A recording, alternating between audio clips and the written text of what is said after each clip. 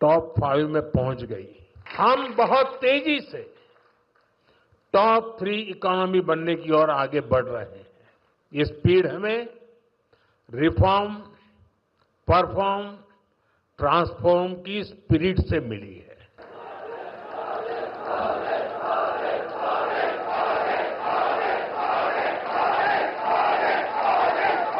नमस्कार।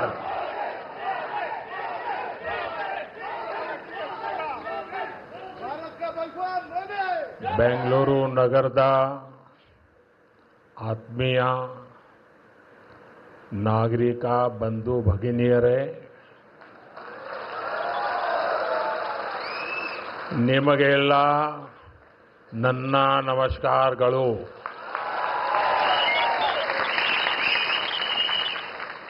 कर्नाटक के गवर्नर श्री थावरचंद गहलोत जी,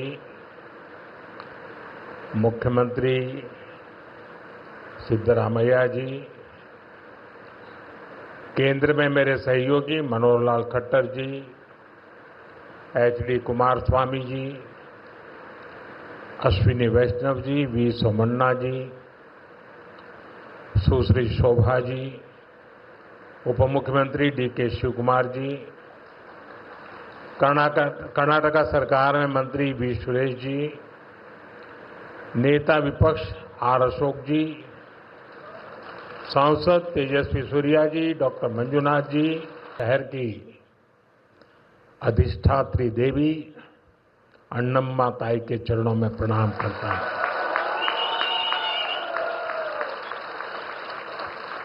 सदियों पहले नाड़ प्रभु केम्पेगौड़ा जी ने बंगलुरु शहर की नींव रखी थी। उन्होंने एक ऐसे शहर की संकल्पना की थी जो अपनी परंपराओं से भी जुड़ा हो और साथ ही प्रगति की नई ऊंचाइयों को भी छुए। बेंगलुरु ने अपनी उस स्पिरिट को हमेशा जिया, हमेशा उसे सहज कर रखा और आज बेंगलुरु उस सपने को साकार कर रहा है। साथियों, बेंगलुरु को हम एक ऐसे शहर के रूप में उभरता देख रहे हैं जो न्यू इंडिया के राइज का सिंबल बन चुका है। एक ऐसा शहर जिसकी आत्मा में तत्वज्ञान है और जिसके एक्शन में टेक ज्ञान है। एक ऐसा शहर जिसने ग्लोबल आईटी मैप पर भारत का परचम लहराया है। बेंगलुरु की इसी सक्सेस स्टोरी के पीछे अगर कोई है तो वो यहां के लोगों की, आप सबकी मेहनत और आप सबकी टैलेंट है।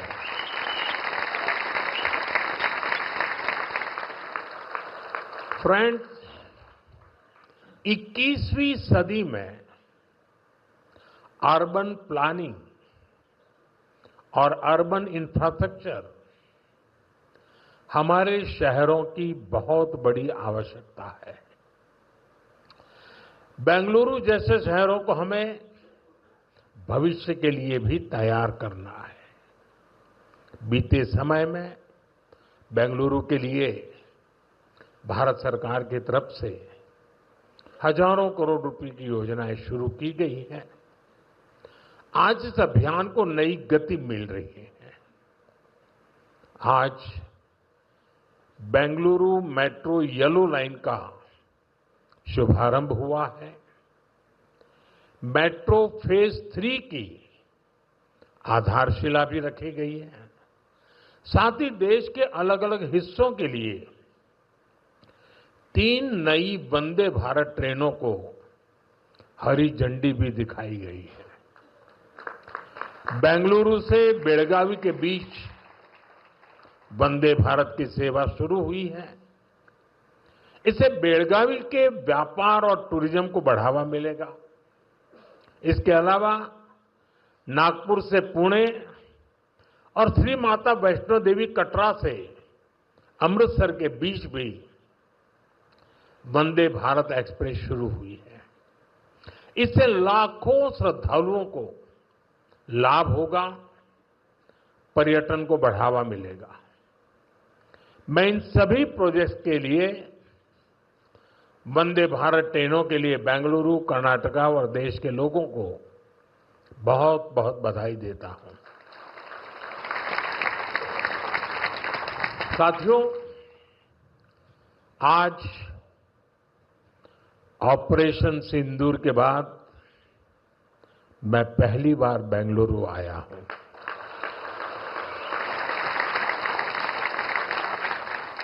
ऑपरेशन सिंदूर में भारतीय सेनाओं की सफलता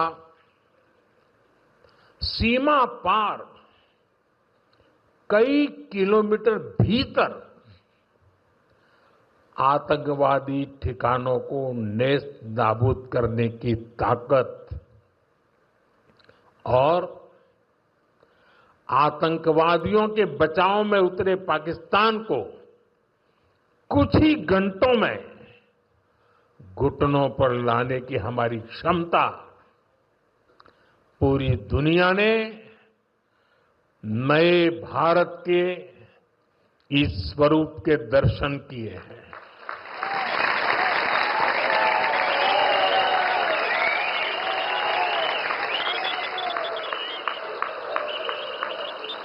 ऑपरेशन सिंदूर की सफलता के पीछे बहुत बड़ी वजह हमारी टेक्नोलॉजी और डिफेंस में मेक इन इंडिया की ताकत है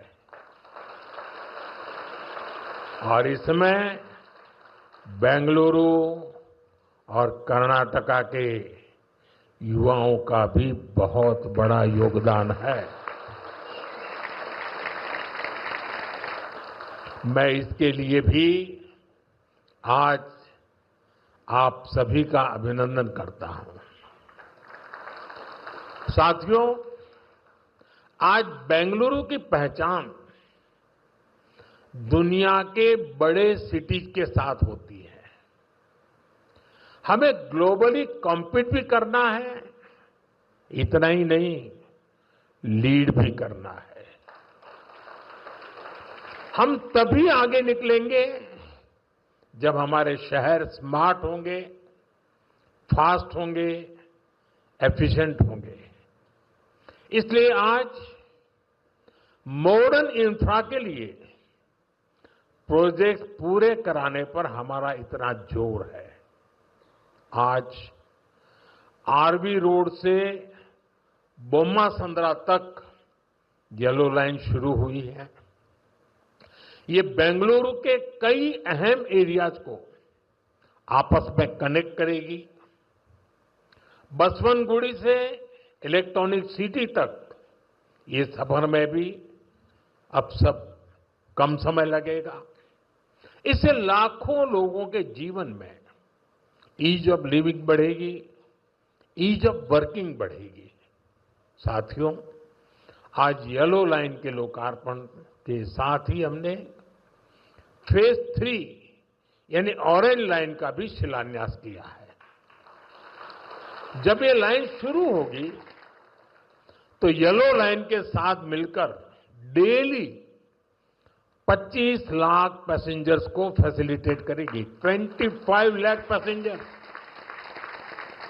ये बेंगलुरु के ट्रांसपोर्ट सिस्टम को एक नई ताकत देगी, एक नई ऊंचाई देगी। साथियों, बेंगलुरु मेट्रो ने देश को पब्लिक इंफ्रास्ट्रक्चर डेवलपमेंट का एक नया मॉडल भी दिया है। बेंगलुरु मेट्रो कई अहम स्टेशनों के लिए इन्फोसिस फाउंडेशन, बायोकॉन और डेल्टा इलेक्ट्रॉनिक जैसी कंपनियों ने पार्ट फंडिंग की है।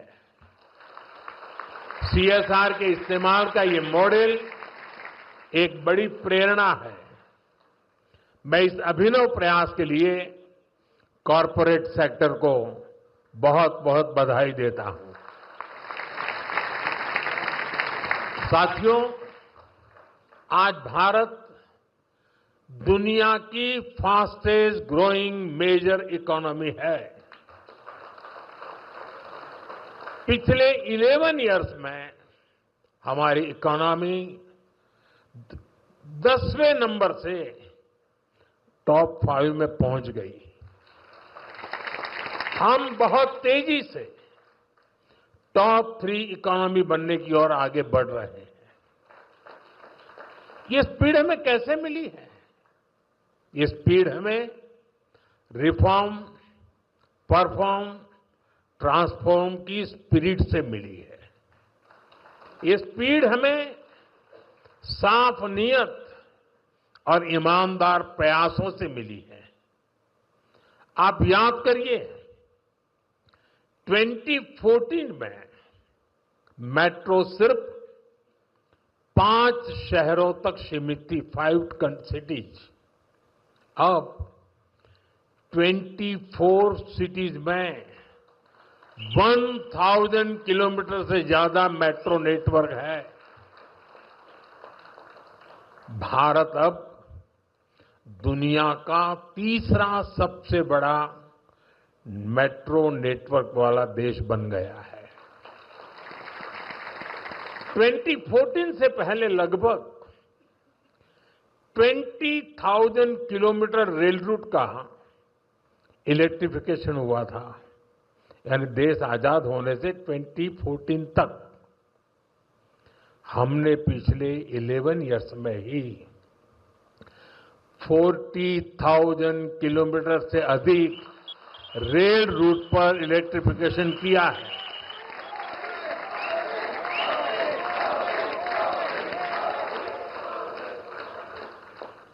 साथियों, जल, थल, नभ कुछ भी अछूता नहीं रखा है।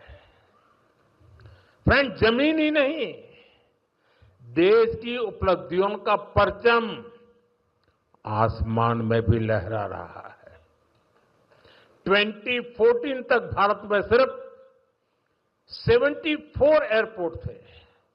अब इनकी संख्या बढ़कर 160 से ज्यादा हो गई है।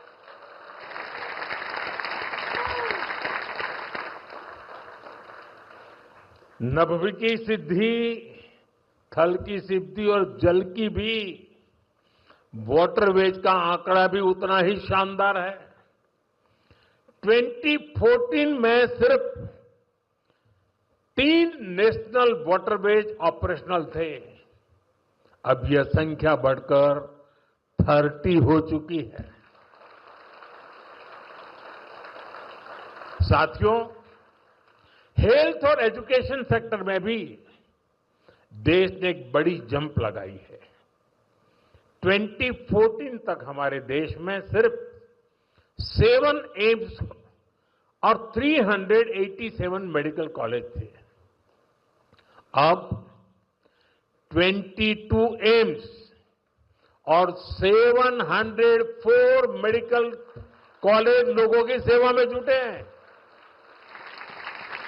बीते 11 साल में देश में मेडिकल की 1 लाख से ज्यादा नई सीटें जुड़ी है। आप कल्पना कर सकते हैं इससे हमारे मिडिल क्लास के बच्चों को कितना फायदा है। इन 11 वर्षों में आईआईटी की संख्या भी 16 से बढ़कर 23, ट्रिपल आईटी की संख्या 9 से बढ़कर 25 और आईएम्स की संख्या 13 से बढ़कर 21 हो चुकी है। यानी आज स्टूडेंट्स के लिए हायर एजुकेशन में ज्यादा से ज्यादा मौके बन रहे हैं। साथियों, आज देश जिस गति से आगे बढ़ रहा है, उसी गति से गरीब और वंचित का जीवन भी बदल रहा है। हमने प्रधानमंत्री आवास योजना के तहत 4 करोड़ से अधिक पक्के घर दिए हैं। अब हमारी सरकार 3 करोड़ घर और बनने जा रही है। हमने सिर्फ 11 इयर्स में 12 करोड़ से अधिक टॉयलेट्स बनाए हैं। इससे देश की करोड़ों माताओं बहनों को गरिमा, स्वच्छता और सुरक्षा का अधिकार मिला है। साथियों, देश आज जिस गति से विकास कर रहा है, इसके पीछे हमारी इकोनॉमिक ग्रोथ एक बड़ा फैक्टर है। आप देखिए, 2014 से पहले भारत का टोटल एक्सपोर्ट $468 बिलियन तक पहुंचा था। आज ये $824 बिलियन हो गया है। पहले हम मोबाइल इंपोर्ट करते थे, वहीं अब हम मोबाइल हैंडसेट के टॉप 5 एक्सपोर्टर बन गए हैं। और बेंगलुरु की इसमें बहुत बड़ी भूमिका भी है। 2014 से पहले हमारा इलेक्ट्रॉनिक्स एक्सपोर्ट लगभग $6 बिलियन था। अब ये भी लगभग $38 बिलियन तक पहुंच गया। साथियों, 11 इयर्स पहले तक भारत का ऑटोमोबाइल एक्सपोर्ट लगभग $16 बिलियन था। आज ये 2 गुने से अधिक हो चुका है, डबल हो चुका है। और भारत ऑटोमोबाइल का 4था सबसे बड़ा एक्सपोर्टर बन गया है। ये उपलब्धियां आत्मनिर्भर भारत के हमारे संकल्प को मजबूती देती है। हम मिलकर आगे बढ़ेंगे और देश को विकसित बनाएंगे। साथियों, विकसित भारत न्यू इंडिया की ये यात्रा डिजिटल इंडिया के साथ कदम से कदम मिलाकर पूरी होगी। आज हम देख रहे हैं, इंडिया एआई मिशन जैसी योजनाओं से भारत ग्लोबल एआई लीडरशिप की दिशा में आगे बढ़ रहा है। सेमीकंडक्टर मिशन भी अब स्पीड पकड़ रहा है। भारत को जल्द ही मेड इन इंडिया चिप मिलने जा रही है। आज भारत low cost, hitech space mission का ग्लोबल उदाहरण बन गया है। यानी फ्यूचरिस्टिक टेक्नोलॉजी से जुड़ी जो भी संभावनाएं हैं, भारत उन सब में आगे बढ़ रहा है। और भारत के इस एडवांसमेंट की सबसे खास बात है एम्पावरमेंट ऑफ पुअर। आप देखिए, आज देश में डिजिटाइजेशन का दायरा गांव-गांव तक पहुंच चुका है। यूपीआई के जरिए दुनिया का 50% से ज्यादा रियल टाइम ट्रांजैक्शन भारत में हो रहा है। दुनिया का 50%। टेक्नोलॉजी की मदद से हम सरकार और नागरिकों के बीच की दूरी कम कर रहे हैं। आज देश में 2200 से ज्यादा सरकारी सेवाएं मोबाइल पर उपलब्ध है।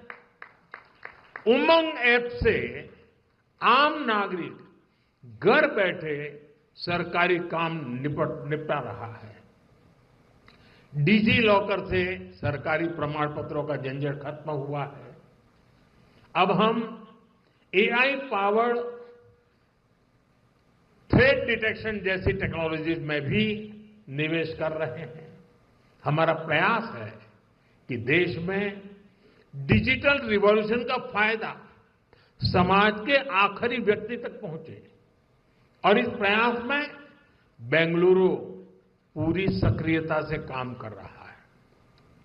साथियों, वर्तमान उपलब्धियों के बीच अब हमारी अगली बड़ी प्राथमिकता होनी चाहिए टेक आत्मनिर्भर भारत। इंडियन टेक कंपनियों ने पूरी दुनिया में अपनी छाप छोड़ी है। हमने पूरे वर्ल्ड के लिए सॉफ्टवेयर्स और प्रोडक्ट्स बनाए हैं। अब समय है हम भारत की जरूरतों को और ज्यादा प्रायोरिटी दें। हमें नए प्रोडक्ट्स डेवलप करने में और तेजी से आगे बढ़ना है। आज हर डोमेन में सॉफ्टवेयर और ऐप्स का इस्तेमाल हो रहा है। इसमें भारत नई ऊंचाई पर पहुंचे, ये बहुत जरूरी है।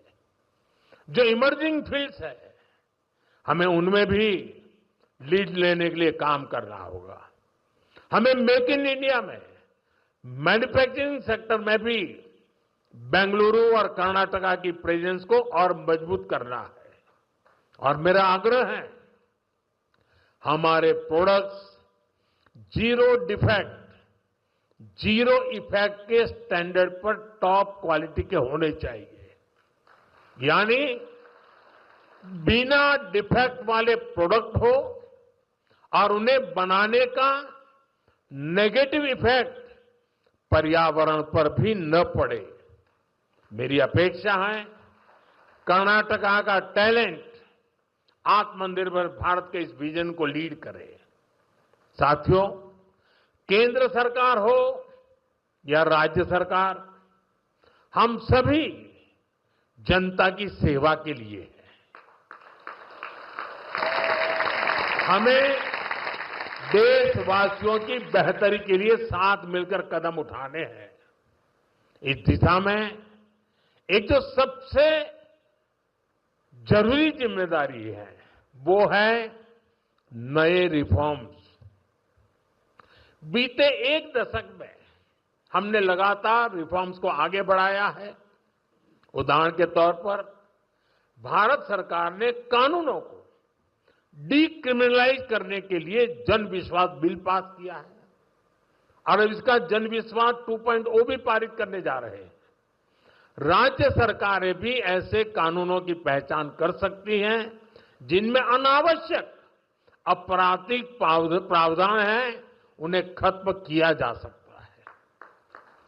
हम मिशन कर्मयोगी चला रहे हैं ताकि सरकारी कर्मचारियों को कॉम्पिटेंसी बेस्ड ट्रेनिंग दी जा सके। राज्य भी अपने अधिकारियों के लिए इस लर्निंग फ्रेमवर्क को अपना सकते हैं। हमने एस्पिरेशनल डिस्ट्रिक्ट प्रोग्राम और एस्पिरेशनल ब्लॉक प्रोग्राम पर बहुत जोर दिया है। राज्य भी इसी तरह अपने यहां ऐसे क्षेत्रों की पहचान कर सकते हैं जिन्हें विशेष ध्यान की आवश्यकता है। हमें राज्य सरकार के स्तर पर भी नए रिफॉर्म्स को लगातार पुश करना चाहिए। मुझे विश्वास है हमारे ये साझे प्रयास कर्नाटका को विकास की नई ऊंचाई पर ले जाएंगे। हम साथ मिलकर विकसित भारत के संकल्प को पूरा करेंगे। इसी भाव के साथ मैं एक बार फिर आप सभी को इन डेवलपमेंट प्रोजेक्ट की बहुत बहुत बधाई देता हूं। बहुत बहुत धन्यवाद।